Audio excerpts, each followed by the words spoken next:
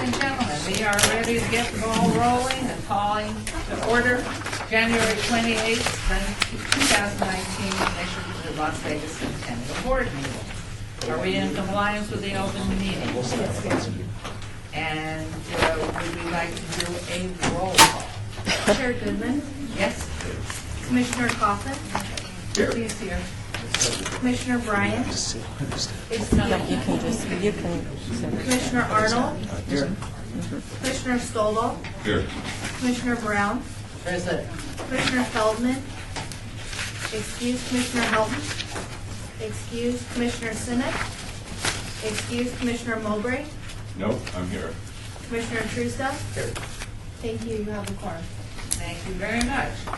Okay, public comment. During this portion of the agenda must be limited to matters on the agenda for action. If you wish to be heard, please come forward, give your name to the record, the matter of discussion, as well as the amount of time that the single speakers allow may be limited. Rushing to the table? No one. For possible action to approve the final minutes by reference to the special meeting on November 26, 2018. Thank you. Motion to approve the, second. Second. Should I have Do you need a second for this? No, always. Then we don't need a second. All in favor, signify by aye. Aye. Thank you very much. Abstain. You weren't here. I love that. True. Report by Joe Williams, Senior Financial Analyst, City of Las Vegas Finance Department regarding Commission of Las Vegas Centennial Budget for the year 2018-2019. Mayor, Commissioners, Joe Williams, City of Las Vegas Finance and Business Services. For the 7 months ended January 28th of 2019, we had 2 quarters of property, or 2 quarters of license plates revenues totaling $1,081,830. That is $38,808 larger than we had for the same period last year. So we're still selling license plates. We have the expenditures for the 7-month period of only $235,649, and as you can see, the major ones went to UNLV for $24,283, to Nevada Preservation Foundation for $40,361, for the education grant for the junior league for $50,000, and for the historic film $89,000. The total of them 4 items was $204,000, leaving us an ending fund balance for the 7 months of $3,880,273. Now, I also handed out to you a listing as of December 1st of 2018 from the license plate division. The Centennial plates we have for vehicles 90,371, for motorcycles 1,581, for a total of 91,952 plates. You were interested in the Las Vegas Golden Knights. For the short period that they've been out, the vehicles were 12,868 plates and 392 motorcycles for 13,260 plates for that short period of time. But I don't think we've seen the effect quite yet. It'll probably be for a couple of months till we see if our plates start to decrease. Where's our year to, sorry, Mayor, what is our year-to-year comparison? This is just December 1st. I didn't get that from them. This is all when I contacted the license plate authority. This is what they sent me. So We have records, we have the previous reports they've sent us.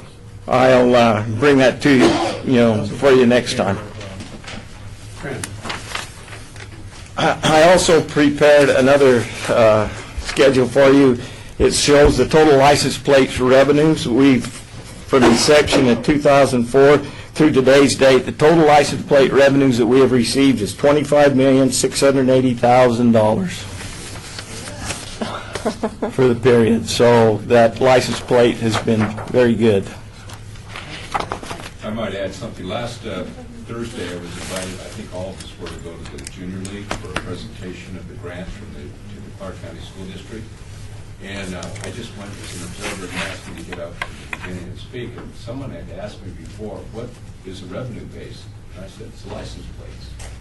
And so they didn't know that. I said, well, we'll go out and buy some. But when it's time for renewal, we'll switch it over. But they were not, some of the recipients of the grants did not know what the source of the funds were. Isn't that amazing? Is David Riggleman, oh, don't forget to announce your name. Oh, John Mowbray. Thank you, when you speak.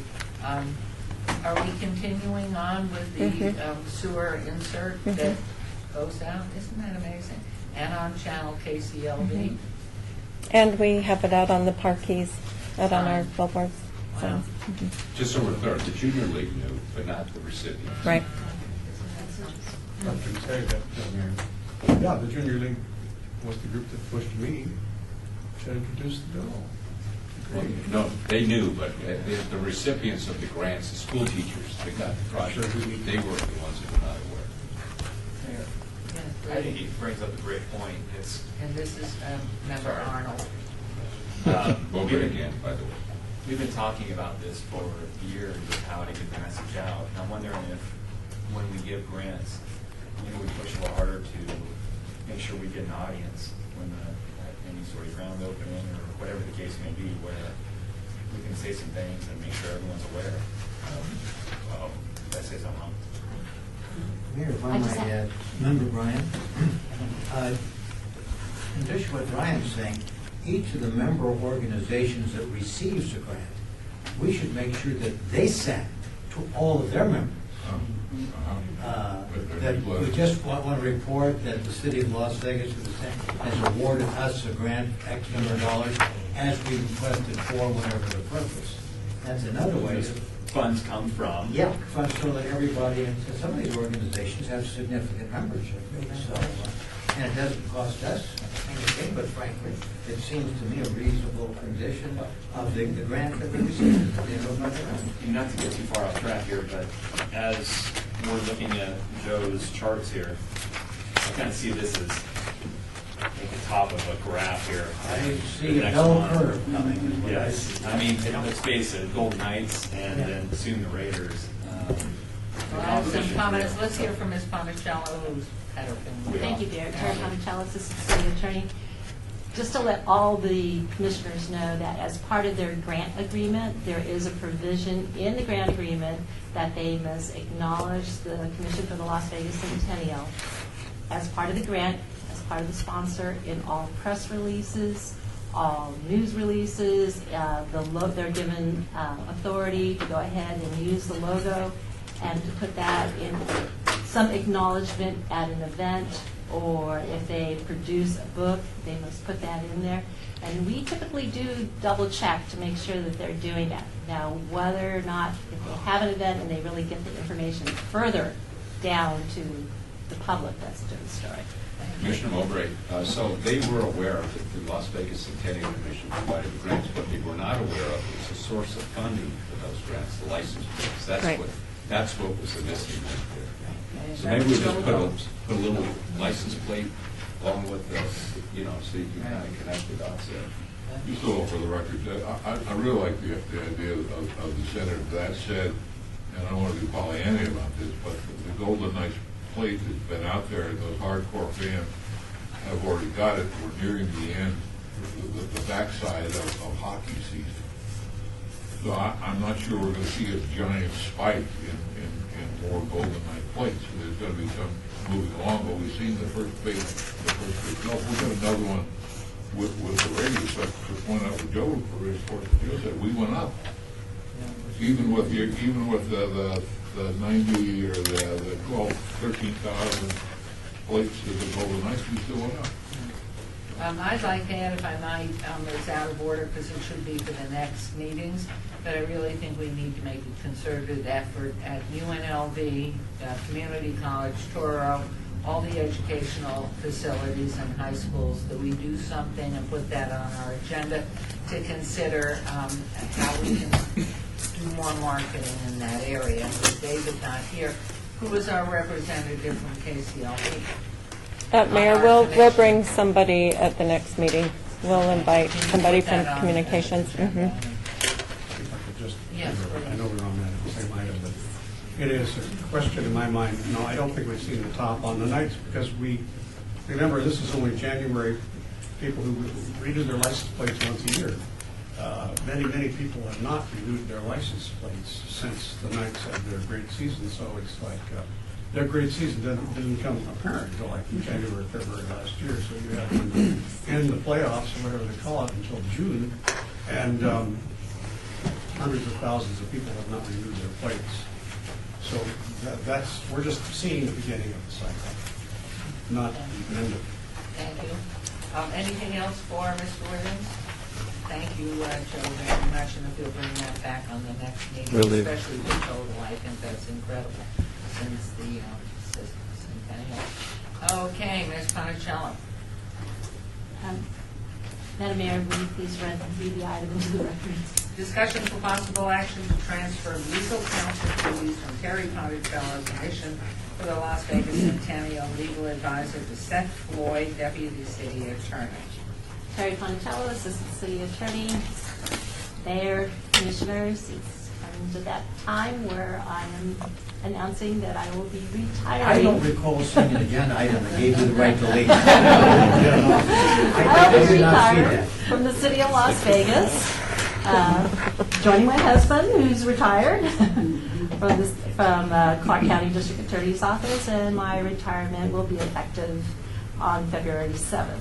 So it's just been a privilege, an honor, and an experience to be part of the Centennial Commission. I was here from the get-go, but some of you were here from the get-go when you were just meeting as a little committee, an official committee, and then actually became incorporated. And that was, I believe we did that in 2003, 2004.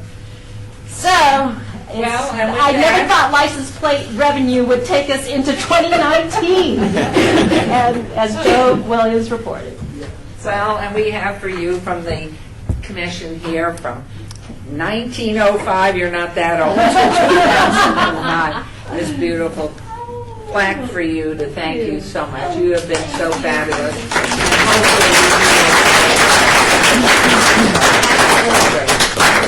She is Would you going to hold lead that us big pose home. just a moment, Terry? You deserve to have this commemorated a little bit. Okay, Commissioner Hilton? I'll take advantage of just having my little phone here for you.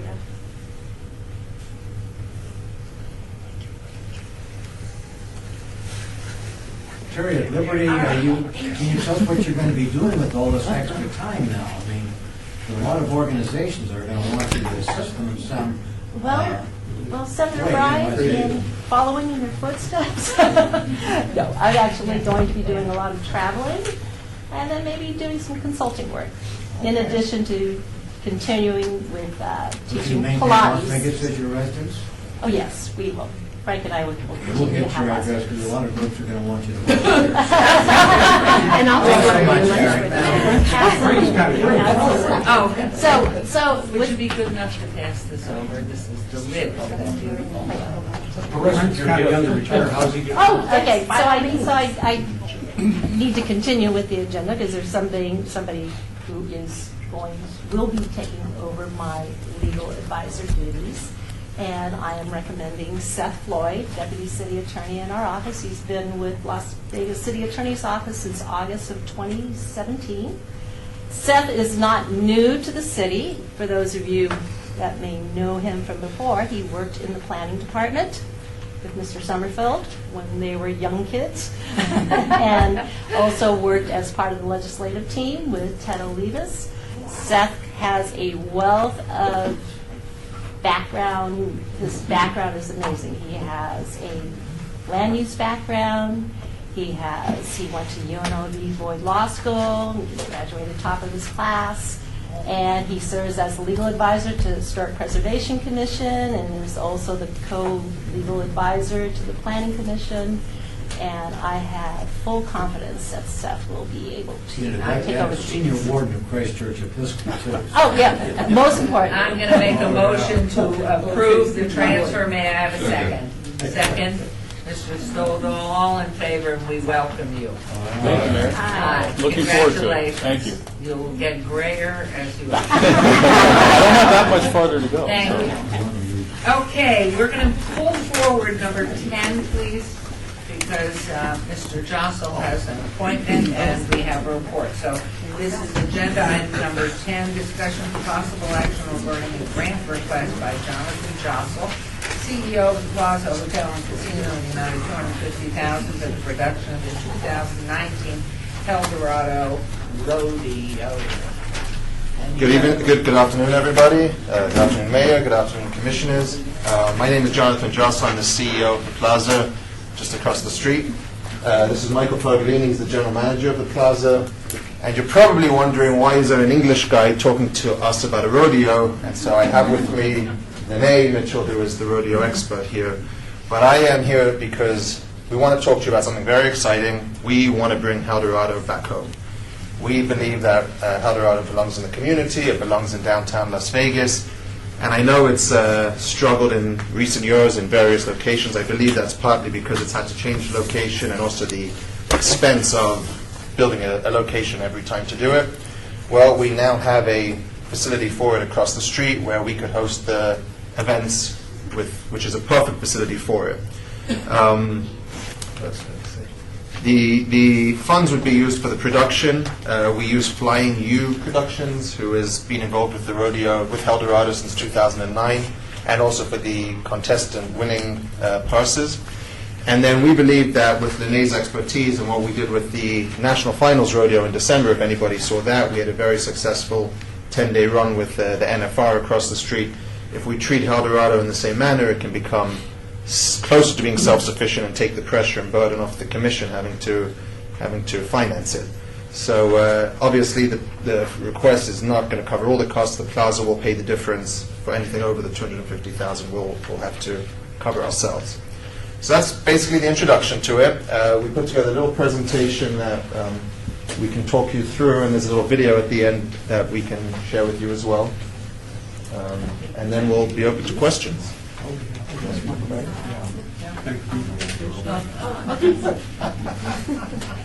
So the first slide is pretty much, we all know why Eldorado was created, to help preserve the Wild West roots of Las Vegas. It started in 1944 and returned, in 2009. Of course, Esther has been in charge of the parade, which is tremendously, and it is sad to see that the rodeo no longer, side by side downtown. It was sad to see it go to the Strip. The benefits of bringing Eldorado Days back to downtown, it would benefit all downtown properties. The 3 to 4 day rodeo experience, revenue sources, hotel rooms, food and beverage, entertainment, gaming, and reinvesting into the Eldorado brand.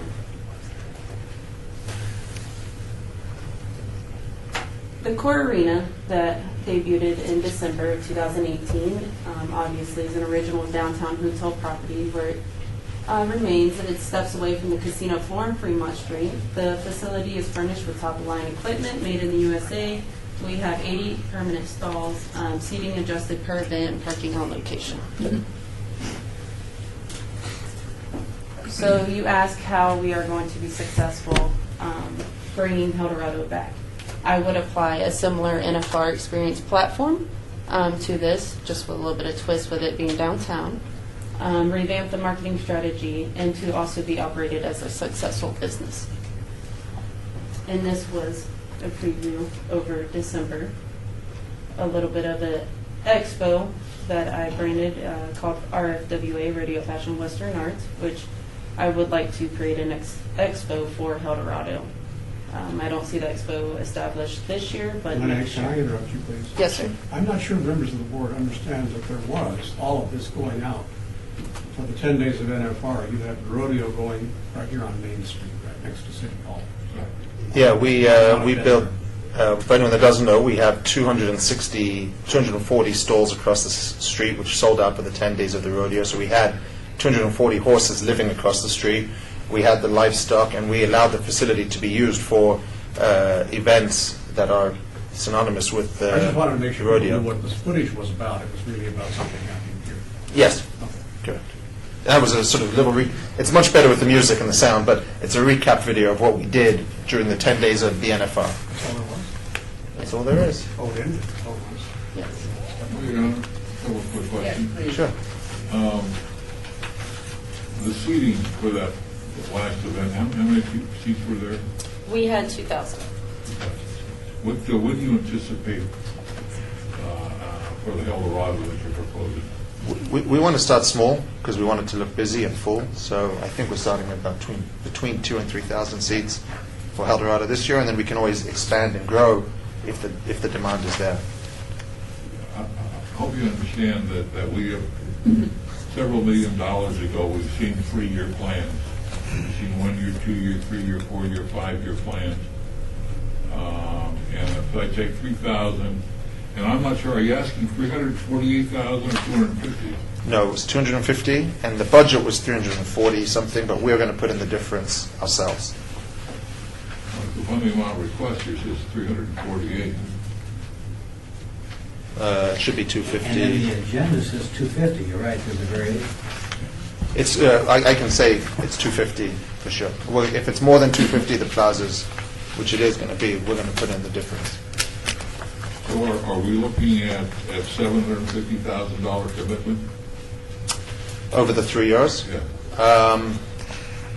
It's tough for me to answer that because if we are successful with it, which we think we can be, then we'd like to at least say down the road it can be less. But for now, I think that would be the very worst or the very maximum that there would be over the 3 years. So we'll take 3,000 into 348,000. How much is that for? Well, it's 2 days. 200. Could I ask a question, Goodman here? How does this, I mean, I know you'd be putting the visitors and the cowboys in beds in hotels. What do you see as far as it being really permeating the downtown? What do you see there? As far as bringing locals back to downtown and out of visitors, I mean, I see 4,000 to 5,000 people coming to downtown just this beginning. Bringing last year, okay, so just 2018, I brought 10,000 people just to visit my expo. And that was just inside the hotel. I had 75 vendors. That's not counting my 250 stalls. That's not counting people to come and watch the events. And they rent the stalls? Yes, ma'am. And do the hotels, will it be an opportunity for businesses and hotels to put up banners or advertisement? Did you have any I didn't see? Yeah, inside the arena we have rings of advertising on every panel. So there's how many? Was it 40? There's 72. 72. 72 panels. And then along Main Street, same thing, and on your marquees. So it's a shared, you're looking at it as a shared event? Yeah, we plan to reach out to all the other hotels downtown and see if they want to in any way be associated with it, and if so, give them at least, at the very least, signage opportunities. And then one last thing, as it grows, and hopefully it would, how do you see it physically in the footprint expanding? Where does it go? It would stay on site. It would just bring that many more hotels involvement as far as Main Street, Boyd property getting involved. So every piece of empty property that is downtown, that's how large this thing can grow. I already have sites off about 5 miles down the road that I can have livestock put on, so not all livestock stay directly on property. So Michael Gahn had said he was enthusiastic about what you've been doing, but then... About the NFR, very enthusiastic, yes. And so but would you have events around downtown or just on the Port Arena?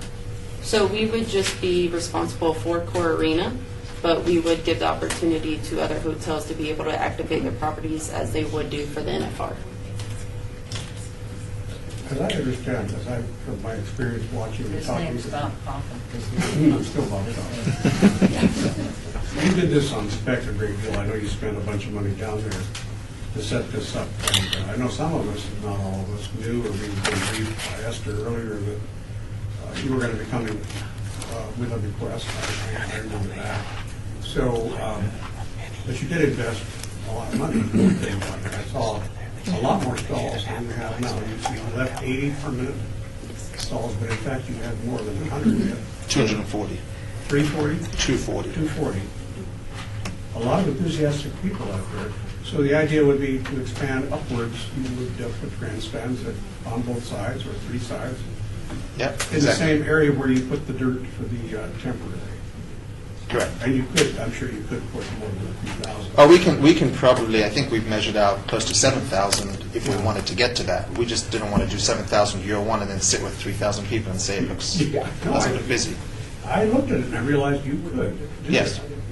So I just wanted to say it's not a surprise to me. We're also, if you look at the site, we're burying those power poles, which will make it much cleaner.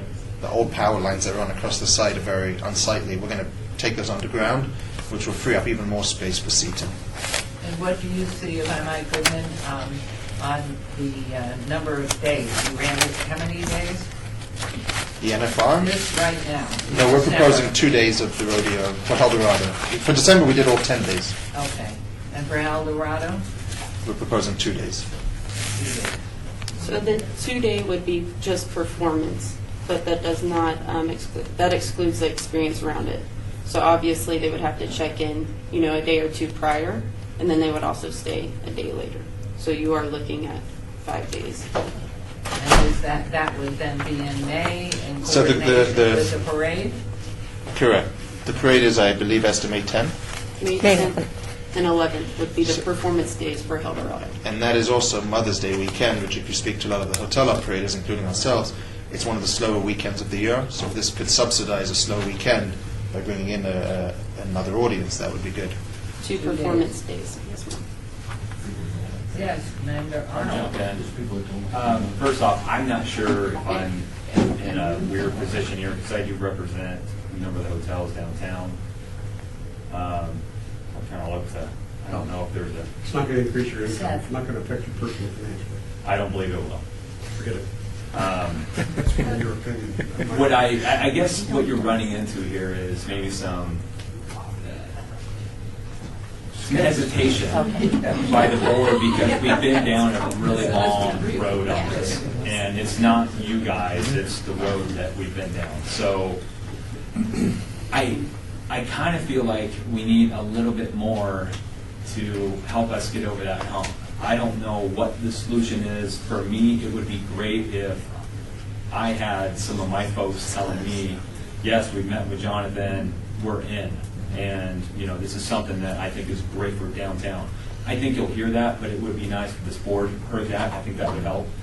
The second thing is we are going from a bigger stage, so to speak, a bigger grandstand, if you will, of audience, potential audience, TV and that other stuff with our previous approvals, which we still weren't happy about, to this. I'm wondering if there's a way we can consider rolling into this a little bit more slowly and something to give us a feel that this could work long term. I know for my feelings, and I've been saying this from the start, it should be downtown. You guys are finally presenting us with a location downtown.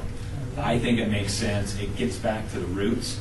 But there's a lot of other pieces here that we're not hearing or seeing that where this really originated. So I'm not quite sure where it goes today, but those are kind of my initial thoughts. Well, it would be nice to kind of get you guys. I can say that I understand the concern. I'm not as experienced with El Dorado as all of you are. So the concern and I had a feeling there was going to be this uncertainty, and we don't know the history to the same extent that all of you do. All I can say is from what I've been told, the failings were always because of the constant moving and the expenses of startup, of building an arena each time, having to bring in the facility every time. So I was under the impression if you take care of that, you're at least a big portion of the way there to mitigating that concern, because you don't have to spend that on building it, you can spend that on marketing and actually getting a crowd there. Part of the issue with outreach and getting others involved is, without knowing the size of this thing, and obviously the parade happens every year no matter what, but without understanding how many people could potentially be coming downtown, it would be disingenuous of me to say to our downtown neighbors, we're going to bring all these people down here without knowing that we truly can, and get them excited about something that I don't know is going to materialize.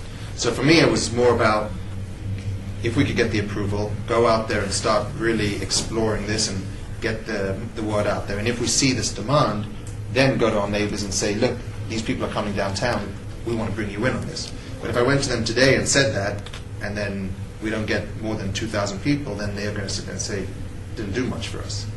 So I want to feel out and see if we can get that demand, and then take it to them and say, look what we got. Well, to that point, then, you're kind of saying what I was saying earlier, and that is if there's a way we can find, if we can find a way to kind of slowly build this thing up. And I don't know if our commitment to the level you're asking quite matches that slow build-up that we would, again, I'm feeling where some of my members might be. If we brought this in the line, you might get some support to do that. That's just kind of my thoughts. Commissioner Mowbray here, what's your critical time to start, to roll it out, assuming January or May 2019 event? We're a little past that, especially if we wanted PRC approved, which is what you would want co-sanction with PRC. Explain what that means. So Professional Rodeo Cowboys Association, which would bring the same contestants that compete at the NFR. Right. You would want that for your publicity and marketing and We're past advertising. that date. Sir, Yeah. yes. On your calendar, we still get on your calendar. It is pending approval upon your approval. What, if I may, Goodman here, what are the prize monies for the contestants? So it's $35,000 for this year. We intend to increase that with sponsorships moving forward.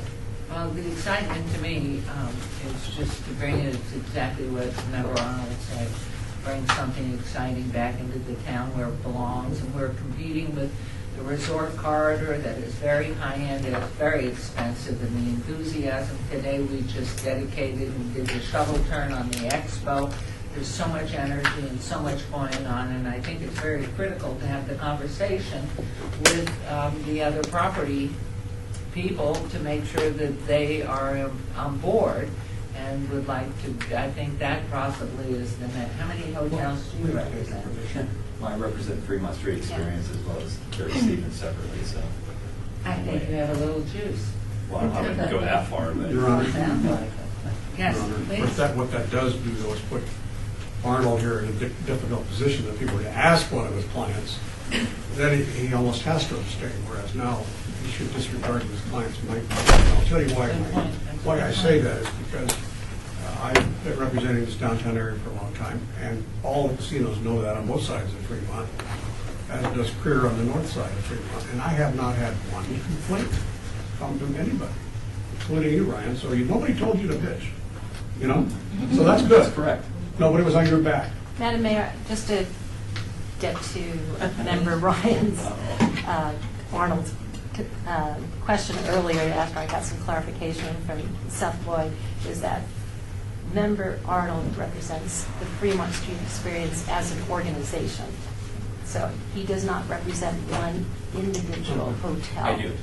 One individual. Darius Stevens. Okay, and Darius Stevens, but he does not represent But I'll Plaza. continue, if I So can continue. for right now, for purposes of being transparent, he's just disclosing it to the board. And should anything arise later on with other developments, with, let's say, Derek Stevens or Fremont Street Experience, then he will have to abstain. Thank you very much, Jacob. But so if I could continue, Mayor, I think because I represent not only that area, but also the council members look to each other for guidance on things like this. The western wards, they could care less. But I have seen what it's done, and the Plaza's already invested hundreds of thousands of dollars. That is visual. I don't know about what you've done on your property, but I know there's been a lot there. So you've stuck it in, you've invested, you wrote your checks, and you're going to continue to write a lot more checks than what we would be entertaining here today. I think you're stuck, you're in it, and I'm going to move for approval of this $250,000. I'd like to say something. Yes, please, Councilman. Member Truesdale. Member. I think we've all historically looked at this organization supporting the El Dorado program to significant dollars, no question. I don't know how much of this $25 million we've put into El Dorado and the parade and all the other things, but we've been a big supporter of it. And I think this is probably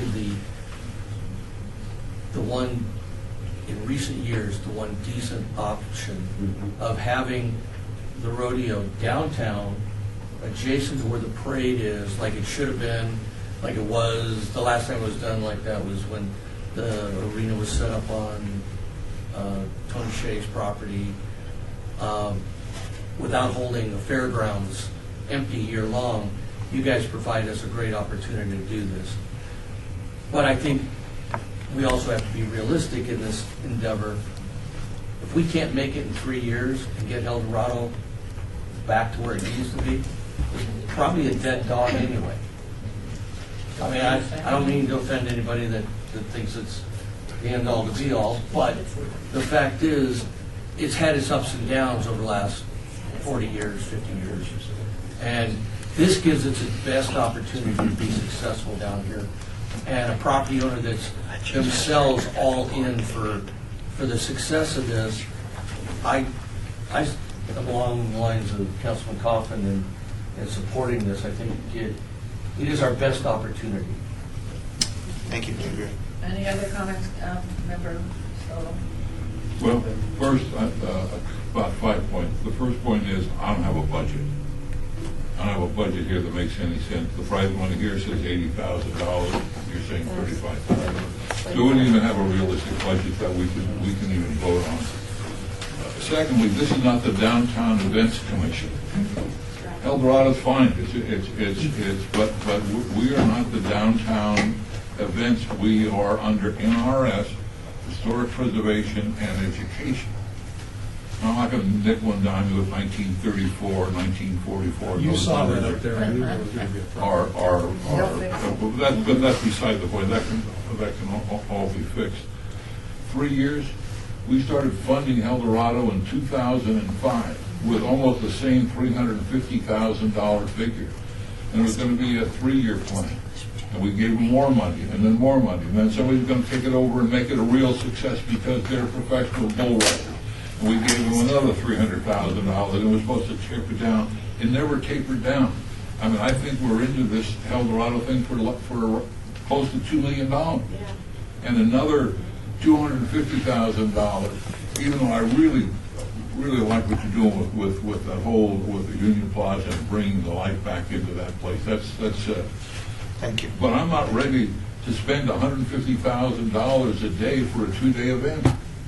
I mean, that's a lot of money, and I don't think we're going to bring down the 2,000 or 3,000 people. But do the math on that. Before I would vote for this, I'd need some more information and a better budget and a better idea. And I agree with you. We're right at the cusp of this. Should have been brought up in October, November of last year in order for you to get the time to get your horses in line. Yes, Member Hill? I too have to express some rodeo fatigue. I just, when you've spent that much money and you really have nothing to show for it, it's really unfortunate that we have spent millions of dollars on this rodeo and the cumulative effect has been like nothing. And honestly, I think a lot of us were looking forward to, at least we don't have to do the rodeo anymore. While I'm thrilled that you all would be doing it down in Hamlet, I am thrilled that you have the corporate backing. That those are all very good marks. I think that the amount of money that you're asking for when you do the math, considering how many attendees you have in the universe of possible attendees, that's way too much of our money that I haven't seen any evidence that you all have provided that will do any education about the city of Las Vegas history. So it could be you've got loads of plans, but since that's really the purpose of this pot of money is to educate people and to promote the history of Las Vegas, I would need to see more of that to be excited enough to spend this kind of money. If you wanted to scale it back to maybe half of the request, that would be easier. Like Member Stoddall was mentioning, where is this going to go? What are your goals for this in the future that align with the goals of this commission and the NRS requirements? Member Coleman?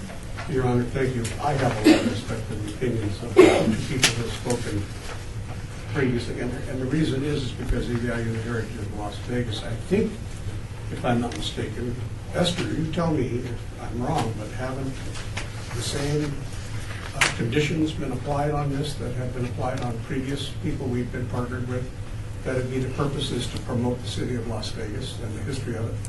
Yeah, councilmen and board members, we made that a requirement of PBR when we gave them the funding. And again, Terry writes that into the agreement that they would have to have Centennial branding over there, and we would work with them to do some of those images that the PRCA did while they, or So sorry, they the committed PBR the same did. things our other partners have, who frankly were flaky. And I'm so sad that the Elks has lost interest in Las Vegas, but we haven't. And it's our duty to do that. Now, here we've got somebody who's put in $200 or $300 million into their physical plant, and God knows how much, maybe I'm really understating it, and they've got many millions of real estate value they're willing to commit to this. That's skin in the game. That's people, we've never had a hotel come to us and say, let us sponsor this, let us be your partner. We've never had a hotel do that before. So this is a big deal for us. Let's not look this gift horse in the mouth and get stingy on this small amount of money. I would prefer that we do it, but I've moved, and so please, I'm not cutting out discussion. I don't want to do that at all. I just say, gotta remember who we're partnering with. Yes, please. I also did transition from LVE from the past 2 years, so it's not like I just came out of nowhere. I started with the Plaza 2 months prior to December in 2017. I sold out what I put up then, and I sold out what I put up in a year. So my track record does prove very well. Member O'Brien, Senator. The idea of bringing it back downtown, sponsorship of a hotel to continue the tradition. I'm the oldest person in this room. Not really. Yeah. I mean, I got lost, but Fremont came to and decided to stay. You know. But here's where I'm coming from. I'd like to work with you and explore this, but the amount of money gives me, I'll reveal my age, the heebie-jeebies. I just don't feel real comfortable with the amount that's been requested. I'd like to see a budget. But I want to leave the open door. I mean, if the vote were today, I would have to, without disagreeing with what you're trying to do, I would have to vote against it, but I want to vote for it if we can get that additional information. I just speak for myself. Did we not do a budget? Did we not provide the budget? Yeah, I believe there was a budget in there, but Esther Ranke.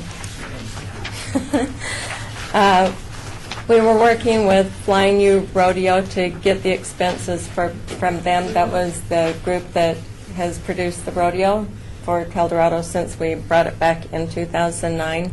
So it was working with Reno Rosser and Cotton Rosser to get some of the budget numbers. I know that he probably sent, and I don't know if I have it, but he had sent a more detailed one that we should have put in this packet. This was a very preliminary one before we got to Reno. And I think Reno had just reached out to the PRCA to get it on the schedule this year. And like Lene said, they are holding that. So there were some budget pieces missing. The biggest expense that you don't see, that you always saw before, is the building of the arena.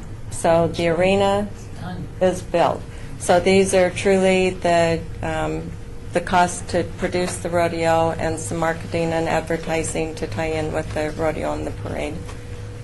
I'm wondering if I would in here, we have a motion on the floor, and we could go ahead and call the question. I'm wondering if we can have a working committee this week, a working group this week, to meet with you. Are you in town? Yeah, absolutely. To see if we can and bring this back, because the momentum of what you've created downtown, and we just don't want to look a gift horse in the mouth and then go sock it. I mean, to me, we're just always looking for energy to bring people down, bring young people down, to create the history, give it to them, get the schools involved, the parade. So the budget seems to be the piece that I'm hearing, and the amount The expected amount. there. right. And so, $87 a person. okay, so that if in fact we could work through a way that. Can I ask, that it would sorry, develop. What is the $87? What are you referring to when you say Okay, if you $87 a take the person? 2,000, you take the venue's capacity of 2,000, is that correct? Yeah. And you divide the 348,000 of the total event Mhm. by those 2,000, that's $174. You divide that by We're not- two. we're not gonna charge. No, well, it doesn't matter whether you're going to charge or not, it's what our money is going to be paying for. It's what the budget is set up right now. You're budgeting $87 per attendee with just the 348,000. Now, if we take our money and only divide that by the 2,000, then that's $125 a person, or for 2 days divided by 2, that equals 70, 60. Okay, everybody. What's half of that? Member Held, may I ask you a question, Member Held? Is there, looking at this on the positive end, are those individuals going to be spending more, staying here, creating more excitement and bringing more and more people down here? Is that good? Is that a good, does this have to be a 3-year commitment? No? A 1-year Just for one. commitment? Yeah. To see how you measure it? Yeah, of course. Financially, because the cost is exactly, I mean, whatever you've come up with. And to me, having a small background in marketing and advertising, bang for the buck is going to be far beyond it, especially if there's something in the budget to market this out at the airport and everywhere else we can go. But in addition, the 2,000 seats is just we could have 3,000 seats. I mean, we could have 7,000 seats. When the demand's there. Mayor, I don't want to get into this back and forth. I don't think it's going to be healthy for either side. I'm a little frustrated it didn't come to the working group or the committee, and maybe that's the solution, is it comes back and we can vet out some of this stuff. I do think there's something we can do here, because I still feel strongly that, like many people, that it should have a downtown location. If there's a chance for us to make some sense of it, then let's move forward. I don't know what the desire is here. There is a motion on the floor, but I would offer that up if This week, I mean, obviously, there's a timeline here. There is a motion on the floor. And I think that the sensitivity of the time, if I'm not mistaken, in order to get on the various rodeo organization calendars and get the word out, is significant. Now, I don't know whether a week would make a difference, 10 days, 2 weeks, I'm not sure, because maybe what the mayor is saying is a good suggestion for a working group to get together, but I don't know how critical that is. But there's another thing to compare here. We've got to watch how we compare dollars. There's eyeballs, there's free dollars, there's free advertising. When you have an event, it isn't just to pay for the admission of people, it's to get Las Vegas on the calendar again around the world for an event. That's the LBCVA folks have a much better method of measuring real benefit from dollars spent. They do know how to do that. It's a hell of a lot more than 250,000. There's a multiplier on If that. this is such a good business plan, then why is business not doing it? I mean, if this is such a great eyeball getter, and it's going to bring people into the gaming tables, into the restaurants in downtown, why is not Las Vegas Events or somebody else stroking the check? Why is it taxpayers' dollars that has to go into this? And again, we're not the events group. I'd love to see it downtown. I think it's great, but we're not the events group. Disclosure here, I sit on Las Vegas Events and LECVA and so many other things. I know they're very, very cautious as to what they support, especially something new. So if it proves, and that to me, to rely on the vetting this week if we could do it, and assuming that there's a motion on the floor, that we can get a conclusion this week as to whether it can travel. Then as it proves itself, that's the exact spot. It goes back to Pat Christensen and LBE to show what a remarkable event it is and how it's generating money. And then, because I think originally, when you brought it to me, I said, have a conversation with Pat Christensen, and sitting on that for several years now, I know how, I mean, they're just really holding tight. So what do I do with your motion? Well, what is the motion? I want to. I could withdraw it, I could amend my motion, anybody else could also amend the motion for that matter, but if I amended it to have a working group set up by the chairman, by the mayor, to report back in a week or two. Just a couple of weeks, sufficient time to get into the, you're already late. Mayor, point of order. I mean, I think maybe withdrawing the motion for this point in time and or amending it to go to the That's working what I group. was doing. And then thereafter, you're going to have to table this item. Because we're not going to be able to determine at this, right now, the date and time of the next special meeting to consider this in a week or two. So we're either in a special meeting. I think we could have a special We meeting. would have to. Because this is such a hot thing, is this something that you would be willing, can we do it by phone too? Yes, you Which I may. prefer not, because the Prefer not. dialogue. I think, Mayor, with all due respect, we should have a meeting. Okay, would you be willing to do that? Just a quick question, Mayor, so for the record, if you don't receive any funding, either just because we haven't got our act together and so forth, are you going to go forward with this, or just say no? We won't go forward with it. Okay, great, thank you. Sure. Okay, so if you might state what you're going to do. I will withdraw my motion and substitute a motion to move that we have a special group to meet this week. Please table. Yeah. Oh, you I'm want sorry. to? To meet and to discuss this issue and report back to the staff and the full commission. And I suppose through the staff to do that and get word out to the commission. Okay, I've gotten some nods. Just so I yes, can elaborate on my answer to you, Renee's correct. We would move forward with our own rodeos like we did in December. We just, Eldorado was brought to us as an opportunity to restore the brand and save it. So that's how Eldorado came to us. We might do our own rodeos, as we're going to do 3 or 4 rodeos this year, Okay. unaffiliated with Eldorado. That was something that came to us as an opportunity to save the brand and the history and tie it into the parade. So we do have 4 rodeos this year that we'll be doing ourselves, unrelated to Eldorado. So that would seem to Wonderful me to give us, volunteers. I mean, if they're going to do one on their own, let's see how successful that one is before we start investing $250,000 in taxpayer dollars. So let's have our working committee, if I may. Member Stoddall, I already have volunteers. This week, let's get the show on the road, and if you come to some general consensus on it, and maybe exactly what you're saying. So who's No. on the working The committee? volunteers are Member Truesdale, Member Coffin, Member Helton, and Member Arnold. And so if you would get together as soon as possible tomorrow or Wednesday, and then we'll work from there, and you'll decide whether here is easy or wherever. And Member Bryan, so then if there's consensus in this working group, it'll come back to us for, A special meeting. and I think at least from my perspective, speaking only as one member, a budget is important.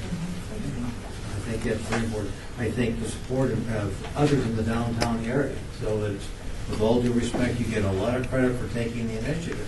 And I don't deny that, but I want a broader base of support for this. And then look at some alternatives in terms of the amount that you're asking for. I want to keep it more open. Thank you very much. Thank you, Okay, everyone. wait, now we need the motions. What, Ms. Palaszczuk? Yeah, point of order. Mayor, the first item would be, as Member Coffin stated, is to have a working group consisting of Member Truesdale, Member Coffin, Member Elton and Arnold. and Arnold to work on the Eldorado application submitted by the House This coming week. this coming week or Okay, next week. is that your motion? So that would be the first motion. Okay, there's a motion. All in favor, signify by Aye. aye. Aye. And Passes. the next point of order is to have a motion to table this particular item, because it's still out there, Okay. and to a date and time that can be established between Mr. Reinke and the city clerk's Okay, office. wonderful. Is that your second motion? Yes, ma'am. Thank you. Okay, all in favor, please signify by Aye. aye. Thank you very much. Thank you, everyone. Find the time, and sooner is better. Thank you. Fine, thank you. I'll call you. Out of curiosity, have we figured out the deal with Eldorado and the name? Yeah, that's going to ask that too. I didn't want to associate it directly with. No. Have a good Okay, time.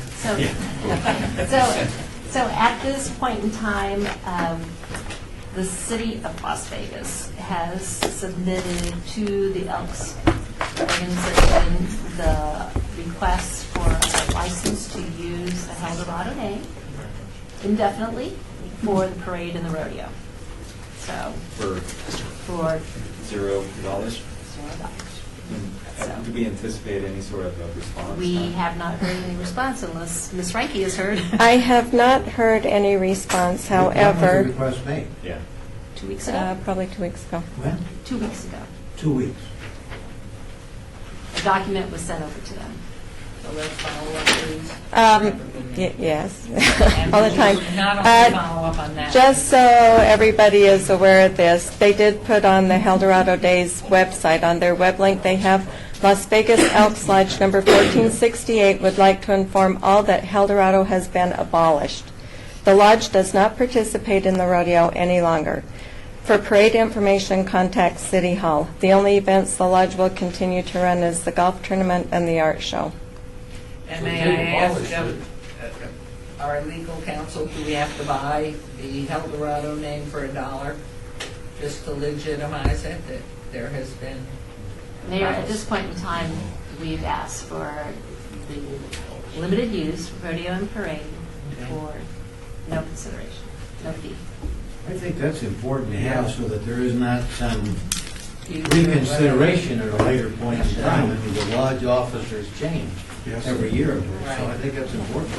And Can I I ask would a highly point recommend. over right here?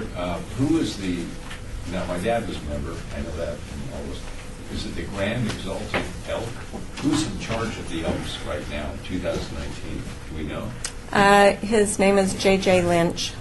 Sometimes it's better to put a phone call with somebody to call them just to work it out rather than just sending the document over.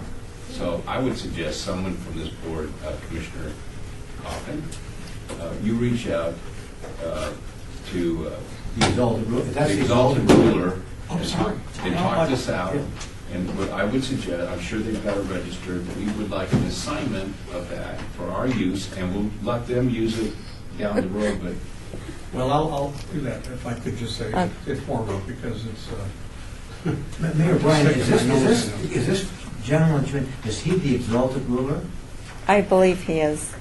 Well, we need to At know this that, point. because there was, Yeah. just to give you a little ancient history, there was a group that was performing and taking actions according to what I was told when I was asked some months back to meet, that the lodge officers were not aware of.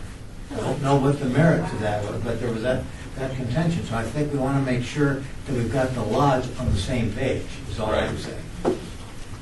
I'd like to suggest we have Seth Floyd call up and be definitive that the city of Las Vegas, now that you have relinquished El Dorado, they would like to purchase it for $1, so we have the documentation, and that we own the name El Dorado. If you would do that, whoever the exalted ruler is, doesn't matter. Get one, anyone that's alive and well, please. there's a member in my office, his name is Felipe Ortiz, and he must have left the room when the discussion came up and ran for cover. They don't call them exalted roosters in those days when men were men and women were women, and now it's just that. Okay, so we're going to move on here, but I'd like to ask one more thing. Would you make sure Jonathan has, do you mind giving out your cell phones to Jonathan Jossel? Or how do you prefer to be contacted? That's fine. Whatever's Fine? easiest. Mayor, I'll send an email and put them all in Today, contact. please. Yeah. So we can get this, tomorrow's Tuesday. Okay, thank you very much. We are now going back to Mr. Summerfield. Okay, this is agenda item 7. Report by Robert Summerfield, City of Las Vegas Planning Director, with a full-time position to support the Historic Preservation Commission. Good That was my first evening, question. afternoon, still it's afternoon. Good afternoon, Mayor, members of the commission. So at your last regularly scheduled meeting, because I know you guys have had a special meeting since then, you approved for the planning department to go forward with a contract, with an RFP, to contract some services to provide some support for our historic preservation efforts that are spearheaded by the planning department. However, as a part of that action, you asked me to do some additional research into what would it take to get a full-time historic preservation officer, looking at a 3-year grant from this board, in part since this board already supports, has traditionally supported the historic preservation officer as a part of its administrative support function through the through the way you guys are set up. So I wanted to just come back and give that report and give my recommendation as your Director of Planning for the City of Las Vegas with regard to that. So my staff did a quick analysis. If we did a historic preservation officer, and just for those that maybe weren't a part of the discussion last time, traditionally the historic preservation officer has actually been a secondary role of someone in the planning department. So it's not actually ever been a position, it's been a secondary title that someone in our office has had. So for those of you that remember Courtney Mooney, she was the urban design coordinator. She also served as the historic preservation officer, and in fact, actually the historic preservation officer, because in the city we do take historic preservation very seriously, actually consumed quite a bit of her time and energy supporting not just the work of the Historic Preservation Commission, but also our folks in Public Works and our folks in Community Services who often deal with federal grants and federal money that requires input as a part of their environmental analysis on any cultural, archaeological, or other historic assets that may come into play when federal money is at play in a project, a roadway project, a cultural project, and so on and so forth. Since Courtney has left, we've had two other historic preservation officers that I've assigned that secondary title to, again, always as a secondary function of their job. With where we're at right now with staffing, it's just not working out very well for the person that has currently been assigned that task, and I do not have anyone else on staff that has the expertise to fill the role of historic preservation officer. So we did the analysis. Based on that analysis, I believe that it would be appropriate for, based on funding from this board, consistent with the funding that they've provided to partially support a position in the past, to look at hiring a management analyst 1 to serve as our historic preservation officer. This would be an appointive position. That would allow us the maximum flexibility because there are things like the Eldorado Parade and other things that are Eldorado and other things that they end up serving as advice on, as well as things that board meetings and things that happen outside of normal business hours. So a management analyst 1, the starting salary for a management analyst 1 is approximately $50,000. So again, you approved a $45,000 1 year for a contract. I believe with a $50,000 salary, with historic preservation being their sole and primary purpose, that we can get a credible professional on staff, and with a 3-year grant, as was discussed last time, that will allow me as the planning director to work with our folks in HR and in the finance office to budget for this position into the future.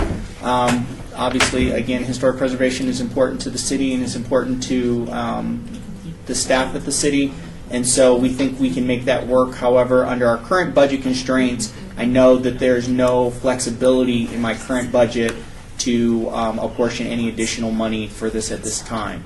However, with attrition, with retirements and other things, as we're structuring budgets into the future, I believe there's a real good possibility of us being able to do that and take it completely off the Centennial Commission's plate. Question for the record. So item 7, is that a grant request you're asking for? So, no. Okay, so apparently there was a procedural miscommunication. This is a report based on the request that you asked for at the last meeting. If I get a good response, then I will be submitting a grant application for your next possible special meeting, next scheduled meeting. Whenever you meet next, I will have that grant application into your executive director so that you can act on that. Because, again, my commitment to the Historic Preservation Commission was to get some additional resources to them as soon as possible. The RFP, and I apologize, I meant to include this in my presentation. The RFP process has concluded. We did get 2 respondents. Those are in the evaluation period, so I can't go into who they were. However, in what I've seen there, I do believe that we get bigger bang for our buck, as I think has been a large part of the conversation this morning, by having a full-time staff member on staff versus contracting out for what would amount to some limited services to support historic preservation efforts for the city. We are almost a year and a half, 2 years behind on some projects that have been funded by the HPC, by the City of Las Vegas Historic Preservation Commission. Nothing to do with Summerfield, but these things need to get, we're way behind from Las Vegas High School, the motor courts, or whatever. This is a report, so I won't make a motion, but if I could make a motion, it would be to support him coming back with a request for funding for the 3 years. For a full-time position. For a full-time position. Member Helen? This is Louise Alton. For the record, I would just request that when you do submit, if you would put together a full job description so we would have an idea of exactly what that person is going to do. Yeah, we've completed that. That's already been through HR, so honestly, that would be, we will include it in the backup material. And is this person a liaison to all the museums, with a historic bent? So, Madam Mayor, Robert Summerfield, Director of Planning for the record. Yes, so the Historic Preservation Officer, that position has historically worked with all of our historic assets in the city, has coordinated, events, coordinates Historic Preservation Month, and is the main point person for the Historic Preservation Commission in reviewing all applications. Particularly, we have in the councilman's ward, we have our 2 actual historic designated neighborhoods. Whenever they need a permit, that permit has to be reviewed by the Historic Preservation Officer so that those folks can, paint their house, change out their windows, all of those kinds of things. So we want to make sure that we have someone, to Member Stovall's point. Unfortunately, there are a few items on the Historic Preservation Commission's agenda that have taken a back seat just because there has not been staff available to expedite those issues. So, legal, is it appropriate then Mayor? to move forward even though there's no action on this? Mayor, Council, Esther Enke, Executive Director, I have a thought. We have had $100,000 sitting on the books for 3 years now that's assigned to HPC that has never been touched. They haven't spent it on any projects. So I think there would be a way that we could, once we get a job description, that we could just transfer some of that money into our internal revenue account, our internal account. Plus Well, it's there. It's earmarked for HPC. You got We have the money. $45,000 also for, so. Yeah. At this end, And in fact, actually, just for the record to be clear, so there are a couple of those items that have been backlogged that we actually just completed the RFP process for, and so we will be encumbering some of that money, not the whole amount, but some of that money that is currently in the HPC's But they currently budget. right now have $45,000 for Correct. a person. So they have $145,000 sitting there right now. Not for a position. Terry, No, give us the $45,000 for a So- position. I'm Ms. Stoldall. I want to get the position legally, but as expeditiously as possible. So would you give me the path to Damascus as to how, what steps can we take today Thank you, Senator with the Fox. overall to expedite the process with respecting all legal constraints that we have? That's where I'm coming from. So Member Stoddall is correct. This is a report only, and it's not agendized to take any action. However, the board can provide guidance to Mr. Summerfield so that if the guidance is that he will go ahead and expedite an application, grant application, so that he can get a grant-funded person on board with his office, and as soon as that application is submitted to the executive director, they can submit this even as early as a special meeting that should be upcoming, and for the board to Bingo. consider. So everybody, please shake your head if you like that. We love that. Guys, Boy, we're going to miss you, Terry. Yeah, that was good. I mean, you untangled us. Thank you. You told me that. And I'm all for that, by the way, but I want to just talk to Robert here straight on here now. But HPC, that officer has always been used for other things, though. Yes. And so what was the percentage that was allocated to HPC budget? So they were about 40%. Okay. So what I would think is that if we're granting this, we would want to make sure that that is, in fact, at least the amount of time that person Oh, was granted. the intent is 100%. So that's why. So But- that but- original position was a $100,000+ a year position for the urban design coordinator position. About 40% of that was on the books is historic preservation.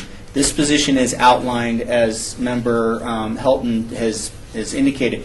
This is a historic preservation officer. This isn't a planner or a urban design coordinator who does historic preservation. This is, we will recruit for I know that. a historic preservation officer. That's all, but I don't want to delay the meeting, except that Esther is on a fractional contract here. And I suspect some of her salary is paid by this budget. How much? What's the percentage? Maybe 45%, 50, depending on There might be meetings something to and. explore here, Robert, if you think about it, that we maybe could make this one position. Half the time on historic preservation and half the time nurse meeting this commission. If we're going to put money into it, maybe we should get something for it. So, Consider the possibility. Yeah, definitely. Esther's retiring in another month. Am I correct? 2 months? So it could dovetail into something whereby we get history and history married together. And I hope that that is part of our discussion. That we want somebody, we need somebody more than you, Esther. We need somebody that knows history too. Councilor, Rick Truesdale. I guess I'm like the senator here. What's it take for you to give us a grant request, a one-page grant request, and we can vote on it and say, we're done? He knows he's getting some support on the preservation side, and we don't have to beat this dog to death again. Again, Mayor, through you as the chair, so Robert Summerfield, Planning Director. So the job description is done. The grant application is pretty much done. Like I said, we had a little miscommunication on what was needed for this item. So I will have it to Esther tomorrow morning. Unfortunately, We trailed it to the end of the meeting. it's not. Unfortunately, as the city attorney will admonish us, we're not agendized to actually I understand. act on a I grant. think But we're in very we good just shape, don't need to and beat this the dog most to death. important thing is that you have the job description. So if you might, anybody who's interested in the specifics, please contact Mr. Summerfield to plan. I will forward it separately to Esther so that she can then distribute it to the group in advance of the actual backup material, so you can take a look. Remember, Brian, you're clear, so there's no miscommunication on the part of the commission this afternoon. I feel very comfortable. The grant application will be on Esther's You got email it. tomorrow You got morning. it. So Member Stovall, get your projects in order. Okay, thank you very much, Mr. Summerfield. On to agenda item 8. Remember, you report got by salaries, Jeremy you got Levitt, benefits, you City got of Las peripherals Vegas, too. Public Works So you can't Project just go Manager flat regarding salary. neon You got the signs, benefits assistant that's program going with the salary, and you got like funding, computers 2012. and other things that go with that. Also, Boy, so no take all that action. into make sure that get all that. So because if you just do salary, you're going to be short. Yeah, we'll do that. Who do we donate to? We donate to the neon.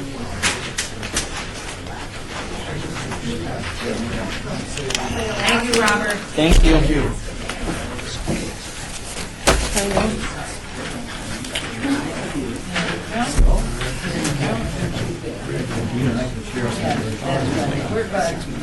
Okay, Mr. Levitt. Yeah, Jeremy Levitt, Program Manager, City of Las Vegas Public Works Department. So a little bit of background on the on this is that the Centennial Commission granted funds for the 4 signs you see on the 8.5 by 11 sheet. The 4 signs to be relocated from 3rd Street to Las Vegas Boulevard as part of the Signs on Sticks program.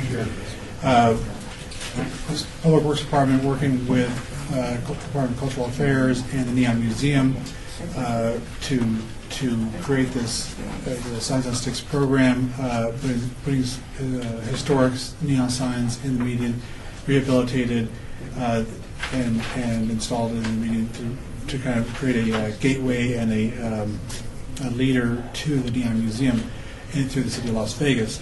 Also part of the scenic byway. As in the course of working on this, as we were getting close to getting this to bid, we were informed by the Neon Museum that they decided to take those 4 pieces and incorporate them back into their collection. So what we have now is we're working with the NEAM Museum that we would need to identify 4 separate pieces, or to take historic pieces from that are not part of the NEAM Museum collection right now, and recreate those and put those in the museum. Put those in the median island in Las Vegas Boulevard. So here to inform you that we haven't spent any of the money. We don't have requests for any more funds, but the nature of how we're spending the funds is changing, because instead of same overall idea and purpose, but we're not going to be using those exact signs because they got within the NEAM Museum.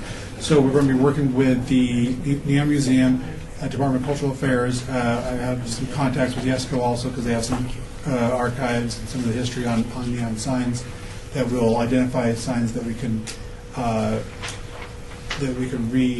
recreate, or that we can find some signs in the museum that we could take and put in the median islands. I'd like to also put that as part of we have an upcoming Las Vegas Boulevard beautification project. We're about a year away from start of construction, and we don't want to put any signs in anytime soon and have them be torn out as part of that project. So we'd like to put that incorporate that into that project. We still use these funds. We'd have the Centennial Commission would be would get credit as one of the funding organizations on that project, which is good. It's a huge I don't know, the $40 million plus project. But Centennial Commission would have their name on that project, as well as one of the funding agencies. But that's where we're moving forward, and just want to make sure that there are no, if there's anything else we need to do to move forward in that direction. So we're still planning on using the funds given, and just not exactly the way that we were approved. Just a quick question. I'm not sure if I understood everything you said, so I really would have preferred a written report in advance, so I could Been gone for years. sound like I knew what This I was is talking about. 2012. If I understand, how much money are we talking about? $500,000 was granted by the commission. From this organization? And So- that's sitting in a pot? It's sitting in a pot. It's still there. We spent a small amount on some of the design already. Most of the design was internal city design, so that wasn't part of that money. So just a small, I don't know exactly, probably less than 50,000 for sure. And so your request is to either have this board sign off on either creating out of whole cloth replicas of other signs that we would identify, or They're not using these. or work with the Neon Museum and refurbish some of their older signs. Exactly.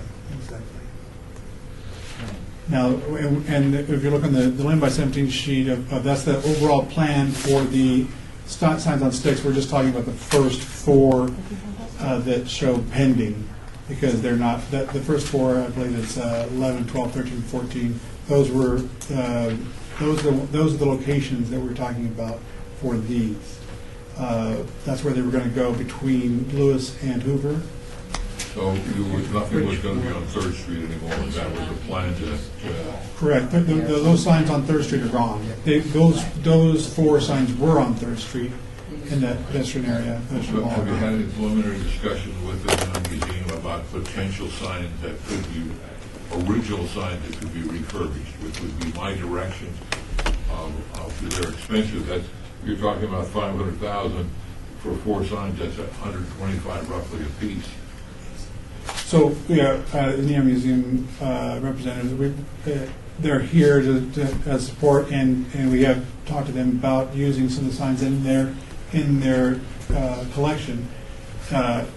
The cost of refurbishment of the signs versus creating new signs is not much difference because depending on the complexity and how much work there is. A lot of times you take an old sign and refurbish it, and it's just as expensive as creating one from scratch. Oh, I know, but my point was that you still have an original sign you're Yes. refurbishing as opposed to Yes. just creating. Just creating a sign. So so exactly. If we can work with them to identify signs to And could I ask, will you be coming back to us with the 4 signs that are being selected? or if the you 7 like me to, signs? I absolutely will. Yeah, I think that would be nice. We'd like to know. But definitely, these 4 are not being used. Correct. And so these are the sites where they will be in. I think the commission would really like to see which ones are selected. Okay. Well, you go ahead. And as I said, one other. Excuse me. Member Brian, let me be clear. I mean, my preference would be to have historical signs that are still in existence that are refurbished. That would be my preference, speaking as one member.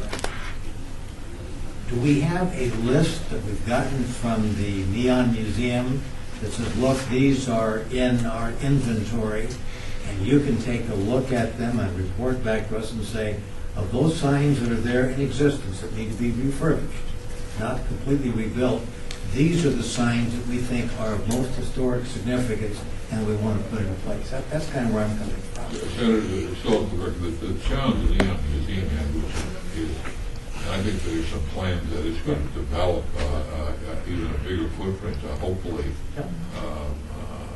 in the downtown area. But it's not like a kind of a candy store that somebody can go in and say, I want that one, I want that one, although in the past they really worked well with the city to pick iconic signs. But some of those iconic ones also need to stay within. Okay. So, but I'm with you 100% that we can start out with original signs and refurbish them rather than creating something out of whole cloth.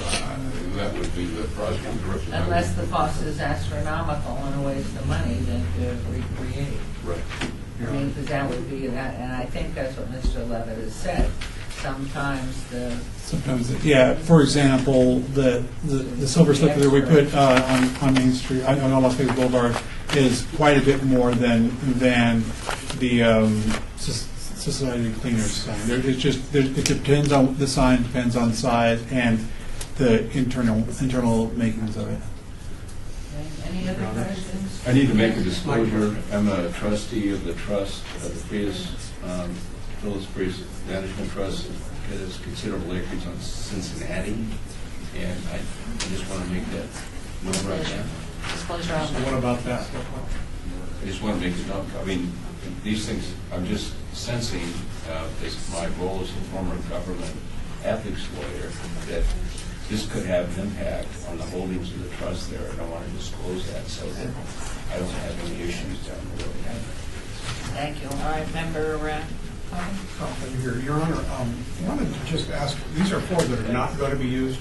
Those are correct. Those are the original 4 that we were going to move and put in Las But Vegas. they're already in the ground, right? They were in the ground at 3rd Street. We had a place, they were being held, and we were going to put them in Las Vegas Boulevard, Median Island. Yeah. But not any longer. They are now permanently at the. Selected. That had to be before my tenure here. Red Barn was in the county on Tropicana near Maryland Parkway. Right. The Flame, where was the Flame? So, and I don't even know where the Nevada Motel was. I'm going to guess downtown, but that's just like Dot's Flowers downtown. I think the Red Barn was in the county. It was a silver Yeah, slipper. very much so. So these would not have been passed muster under any circumstance. And let me give you a hint. The Herbst family just bought the corner of Las Vegas Boulevard in Charleston, where the gateway is. A very old established, and so that sign's going to go down. We want to make sure that we capture that in some way or another in the museum. Somebody grabs that sign. And, well, I'm only here 3 or 4 more months. I just want to make sure the gateway sign is grabbed, and of course, possibly even be planted as a stick near that intersection, which has always been something that we have tried to do but didn't get involved in early enough. Was why can't these signs be placed where the businesses were or near where the businesses were, like what we're doing with Blue Angel? And we paid a lot of extra attention to Blue Angel to keep it right close to the old Blue Angel. We will do the best we can. I don't want to give the silver slipper, we want to keep that. Oh, no. Well, that wasn't very far out. Mr. Levitt, thank you very much. If you'll bring back some selections, we'd love to see what's on the table. Thank you so much. All right, we're going to move on to agenda item 9, report and discussion of possible action regarding the preservation of the Victory Hotel by Kevin Plenser, Oak Brook Realty.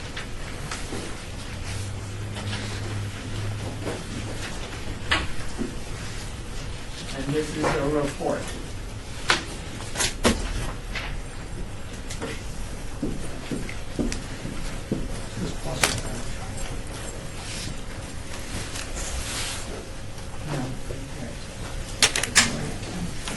Hi, Kevin Plenster, Oak Brook Realty. Sergeant First Class Dixie Thompson was United States Army retired. Hello. Did you all receive the package I submitted to Esther? Yes.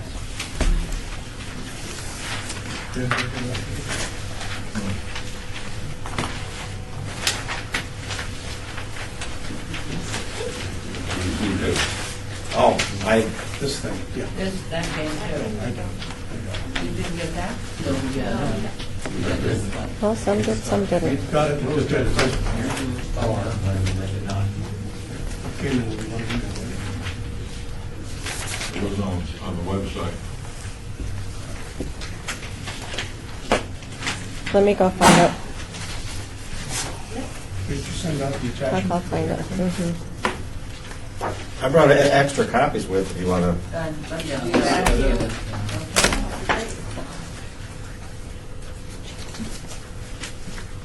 Another disclosure item.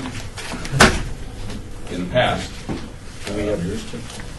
Governor already, Your Honor. No, I'll just go make a Governor, copy I of used to this. represent Kevin and Oakville. Well, while we're waiting on the El Dorado Days thing, I was talking to Bob. I said I had a picture from the 20s where women were hanging over the balcony. And they were cute, and the cowboys were leaning against the first floor. He said, "Oh, that was a setup for the El Dorado Days. That was happening." Those were the days. Those were the days. Those were the days. Yeah. My friends, those were the days.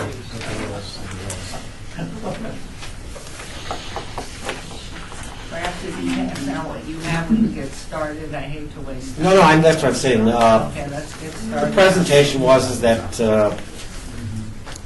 there seems to be a movement afoot to preserve the Victory Hotel. It's the oldest standing hotel in Las Vegas. It's got the veranda, the design, etc. Las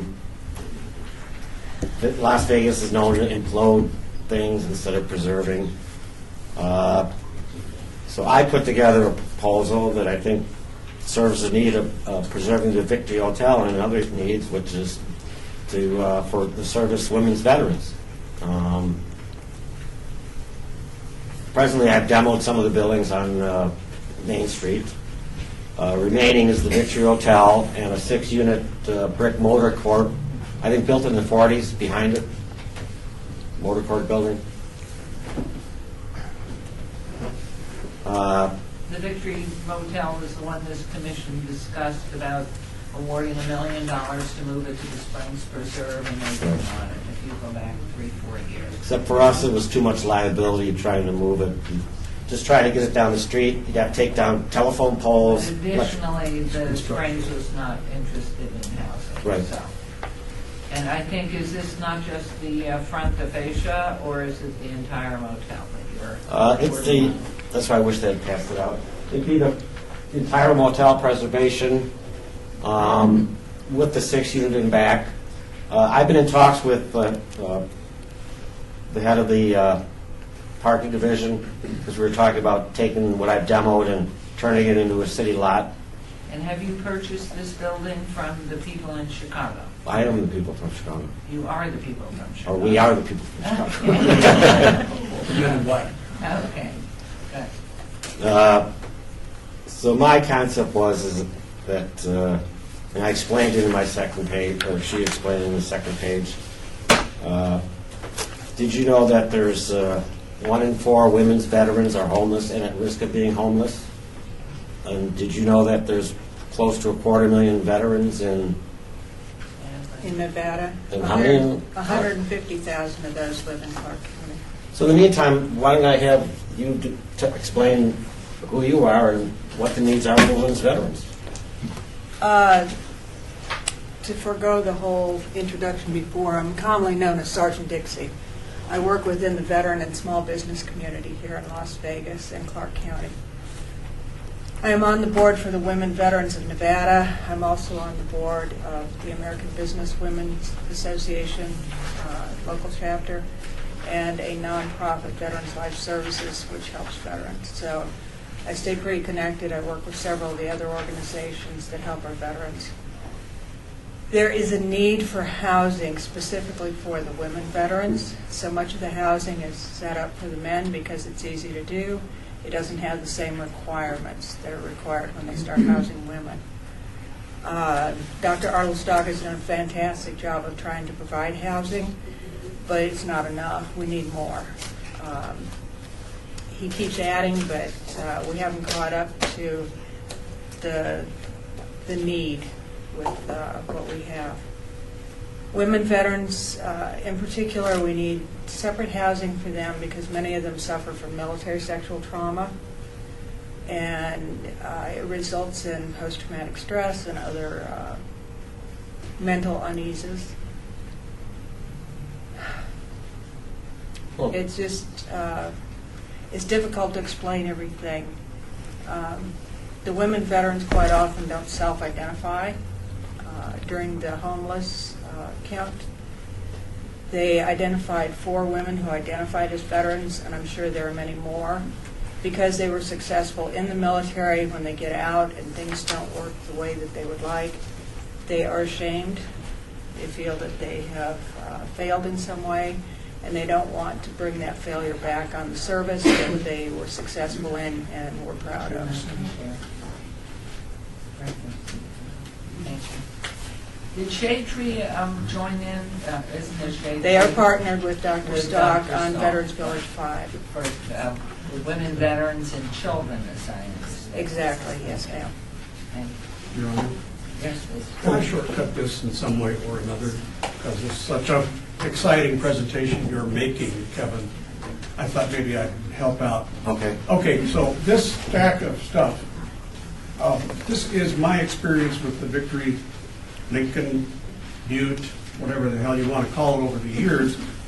I first got acquainted with the group from Oak Brook. It's an elderly couple, man and wife. Man's about 87, Mrs. probably 77 or something like that. She's in her 60s. Okay. The point is, I would never ask her. But they care about it, and they have cared so much that they've held that building intact all this time, trying to get us to do something with it. So 6 years ago, at the same time, the Springs Preserve wanted to start rebuilding, or building a replica of downtown Fremont to the railroad station. The railroad station up east, they turned us down, as the mayor has said, because they got impatient. And we went to the trouble of getting a study done, and it came to about $1 million to rehab the building, and another half a million to move it. There was no guarantee that the building would survive the move because of the way it is constructed. It's an old frontier method of construction where you don't really have any supports. You've got 4 walls and a roof and a floor. And it could pancake during a move.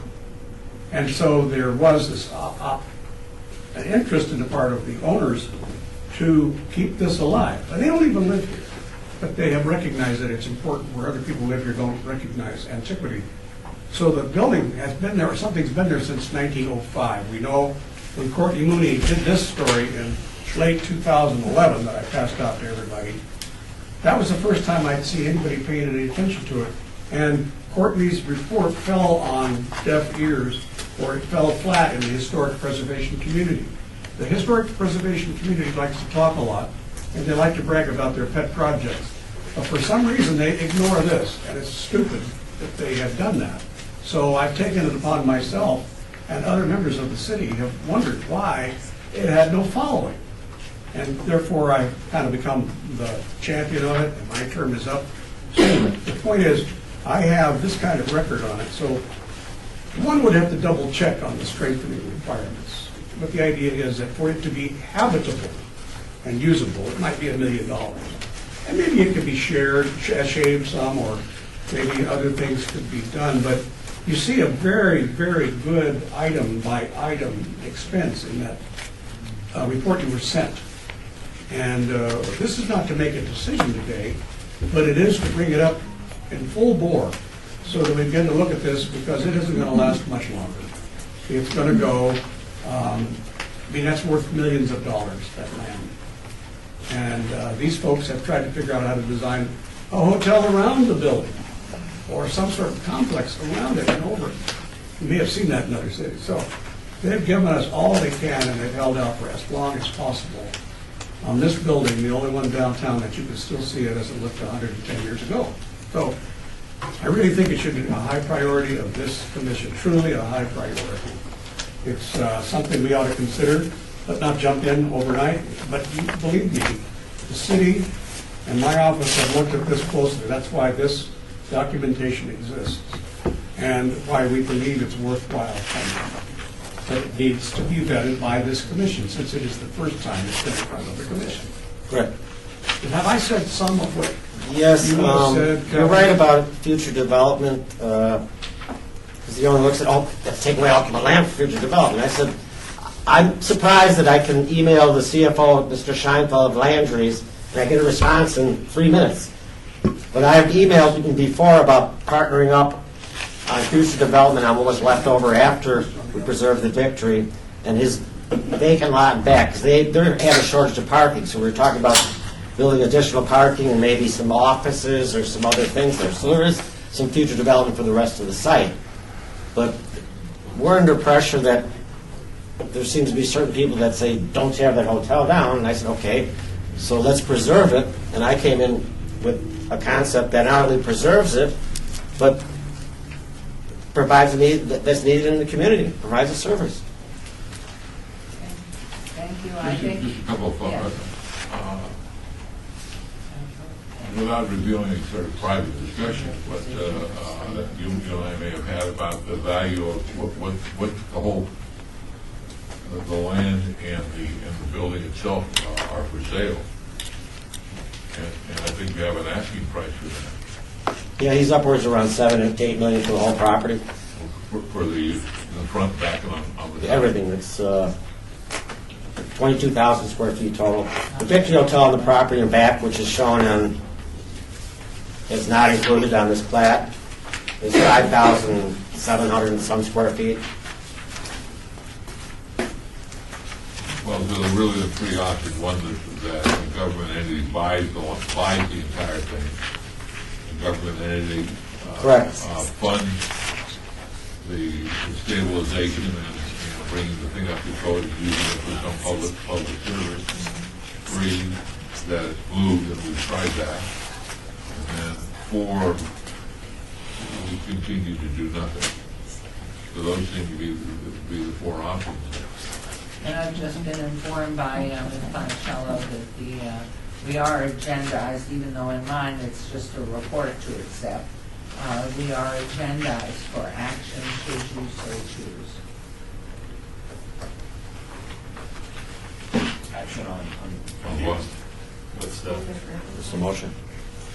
Well, Terry Ponticello, Assistant City Attorney, this is only a report, but it's been added in the agenda for possible discussion for possible action, as opposed to what came before you in Mr. Summerfield's report only. You could actually take a motion to have them submit an application or So if I something made a to that. motion to buy the property for $7 million, that would be appropriate. No. That's for the whole thing. That's the whole thing. Or no action at all. Or To the give us action would be direction. that we accept this report. You may also do that. I'd like to make a motion that we accept this report. I'll second that. And I'm going to abstain. All in Does favor, anybody have- signify by Giving us aye. any direction to do All right. anything? So you're in a position then that motion carries to continue to work, and my suggestion over here, because Councilman Coffin has been really involved in this over the past 5-6 years, that at the point he retires from the council, maybe he would consider coming on the Historic Preservation Committee. Keep him working without salary. So we thank you, that doesn't mean that he's coming on. Just cooling on period. Yes, please, Ms. I was just, this is Mover Helton for the record. I was just looking at your page 10 of the Patton Johnson estimate, and I was noticing that you're proposing to remove the existing stucco facade. Are you also intending to replace it, put it back the way it looks now? So I'm that kind of there's- hard of hearing. Yeah. I'm sorry. Don't trip. Be I careful. know Page that 7? There's, there's under your, I realize this is listed as an option to remove the existing stucco facade, the clapboard siding, the front balcony columns. Would those be put back? Is that part of the plan too? Yes, the way the report stated, it shows several different alternatives. I believe what that's saying is if it turns out that it's rotted wood or something, you keep the same look, but you replace it with newer materials. If I can help you. Remember, this study and another one was done by the Water Authority on the feasibility of planting there at the Springs Preserve, where you already see some buildings, in some cases rebuilt buildings, but they're building like a 3/4 replica of this building. That's how much they wanted it. I think we can disregard this report from the standpoint of what was then and look at it with fresh eyes. Everything that this consultant did, which was a hell of a lot of work, is Logan Simpson, which I have a disc for anybody that wants to see the whole thing. In fact, I have an extra disc. Point is that we should consider this as a real priority simply because we may be the fan club for it. And it could be that there is a group out there that would want to save it, but it's our duty to try. And I think that I don't want us to rush into it. We've had Flintster's help and a group out of Chicago. We ought to make you totally honorary citizens because you stuck with us this long. So I think we should look at it more than just receive the report. We should be, without having to make a motion, we should be considering this something to really put number one in our priority list.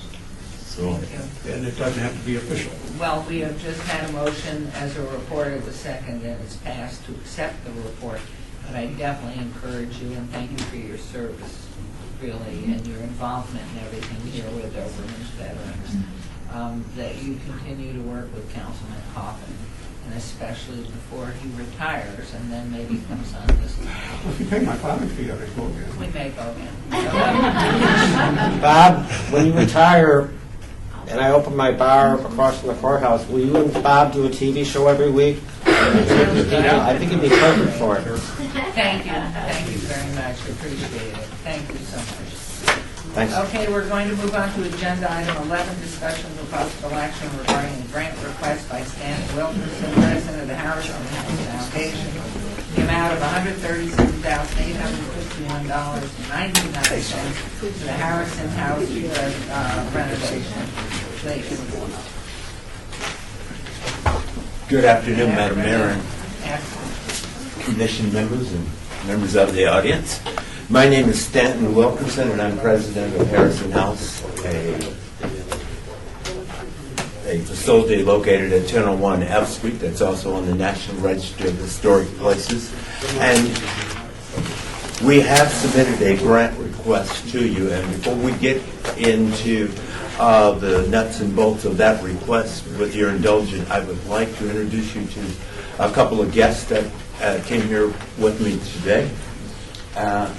Madeline Rose, she is a resident of Las Vegas, living right in the area. And High school here? Excuse me? High school in Las Vegas? No, I work, no. No, we always ask that. Thank you. And a gentleman that came to us just recently, Mr. Eddie Anderson Jr. whose father was a resident of Harrison House. And if I could have them too just come up, I'll state their support for our project. Certainly, you can bring a chair up as well if you wish.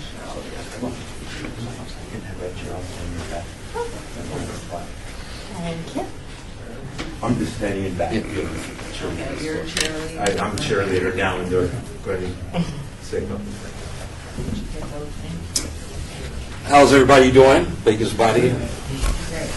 representing Vegas and all the important things that are happening. I just want to compliment you guys and everything that's happening, and I was able to hear how this has grown to the size that it's grown so far. I think that's amazing. I really do. Now, my name is Eddie Rochester Anderson, Jr. Some of you, most of you are too young to remember my father. And he played on the Jack Benny Show. He was Rochester, Gone with the Wind. Oh, absolutely. Yes, Mr. Benny. That's me. I'm the guy. So my roots are from Vegas. So Vegas is synonymous with Hollywood, right? Absolutely. There's no Hollywood without Vegas. There's no Vegas without Hollywood. That's just as simple as that. All right. So how did I end up here? I'm a native of Los Angeles. I also live in Atlanta, Georgia, and I'm visiting in Vegas. And I've been very welcomed in Vegas. Totally. And it's got a good vibe. I mean, you know, I'm still Hollywood, so I'm into the vibe. All right. And everything has gone very, very well. But let me tell you real quick. I don't want to take up too much of your time. But a dear friend of mine who stays here in Vegas happened to call me because I've been here before, but I've never been a part of the whole historical thing of Vegas. So she had told me about the Harrison home. And part of the history of the Harrison home is when black entertainers at that particular time could not stay in the fine hotels of Vegas. So my father stayed there, and matter of fact, she sent me a link to the Harrison website, and there's a plaque right in front of the home with a big old picture of my father. And yeah, it did. And I'm just telling you, it hit home. It really did. It hit home. Because in Los Angeles, I'm doing a similar thing. I still have my father's home. It has its struggles as well. And I'm sitting here learning the template while I'm here. I'm watching you guys. And I think it's just totally amazing. So I had to come down here. So I've only been here just recent for about 5 days. First day I went to the Harrison home. No one was there. I was knocking. No one was there. But I can tell I'm a builder by trade. That's what I do. I do homes. I design. I build. And I can tell that this home was in distress. I really did. The friend of mine suggested I come back the very next day. The very next day I came, knocked, and to my surprise, Catherine over there, she was there, and she had let me in. And she was so excited that I told her I had to eat lunch. I was hungry, and I came back with a house full of people. Just because I was Eddie Anderson's son.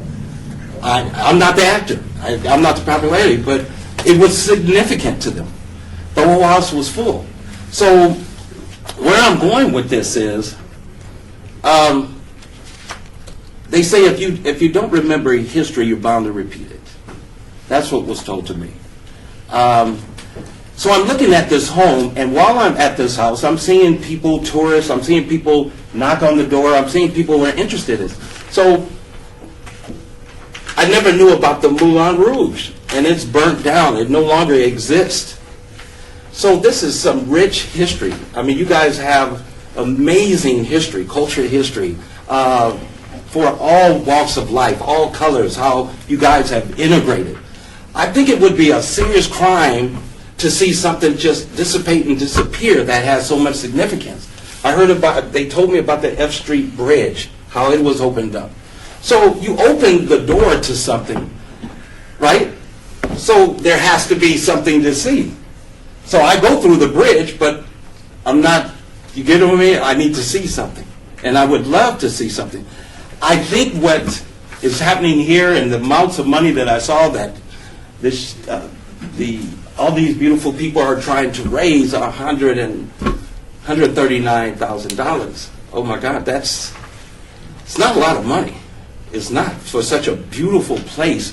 And I actually was able to see the room that Sammy Davis stayed in. I saw the house or the little cottage in the back that Pearl Bailey stayed in. And I saw the room my father stayed in. You get it? So I just see a beautiful house. I'm a builder, so I see where this thing is going to happen, where it's going to. I just think it would be a crime to not be open to the idea, at least, and invest in the possibilities. I really do. Landmarks are very, very important. And this particular house must have been important because it made this pioneer trail. And part of what pioneer means, you guys all know what pioneer means. I mean, that was the beginning. These pioneers, this is the door, this is the opening to all things that have been possible in Vegas. So my heart is in Vegas. It really is. Yes. If I just I'd like to show off a little bit. And the first hotel that your father played in was the Thunderbird Hotel. Glad you brought that up. And secondly, your father was way ahead of the curve and was going way before the Moulin Rouge was going to open up the Hotel Biltmore. He was going to build a casino. And in those days, the mayor would call a meeting in his office, closed meeting of the council, and they would vote, and they voted to strip the Biltmore of its